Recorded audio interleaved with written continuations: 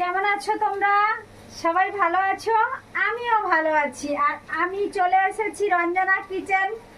বুঝতেই পারছো, রঞ্জনা কিচেনে এসে গেছি। তো আমার আজকে রান্না আমি তোমাদের দেখাবো আমি কি রান্না করছি। আমি একটা লং ভিডিও নিয়ে এসেছি বন্ধুরা। এটা কিন্তু একটু লং হবে ভিডিওটা।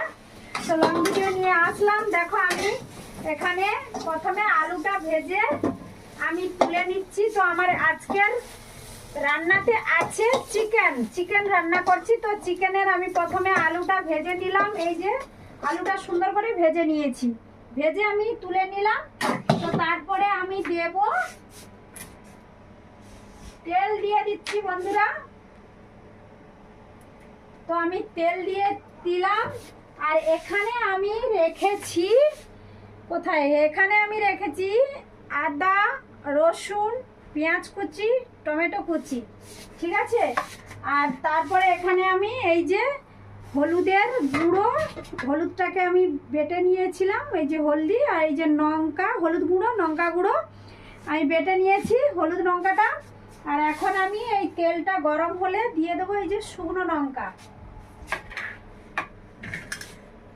তো আমি শুকনো লঙ্কাটা দিয়ে দিলাম বন্ধুরা।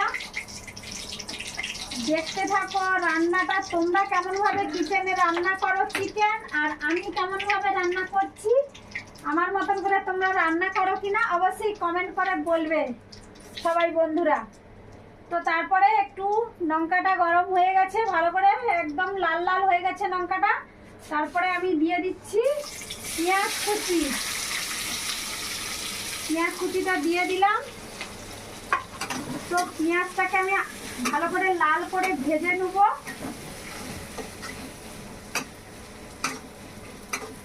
তো তোমরা সবাই এখন সন্ধ্যাবেলা কে কি করছো অবশ্যই কমেন্ট করে বলো।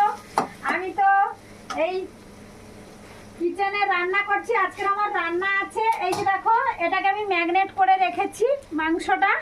তো মাংসটা আমি একদম ভালো করে ম্যাগনেট করেছি। আর এখানে আমার আছে টমেটোর চাটনি। দেখো টমেটোটা এরকম ভাবে কুচি কুচি করে ছোট ছোট কেটে নিয়েছি। এটাকে আমি চাটনি করব, টমেটো চাটনি, মাংস, আলু ভাজা, ডাল।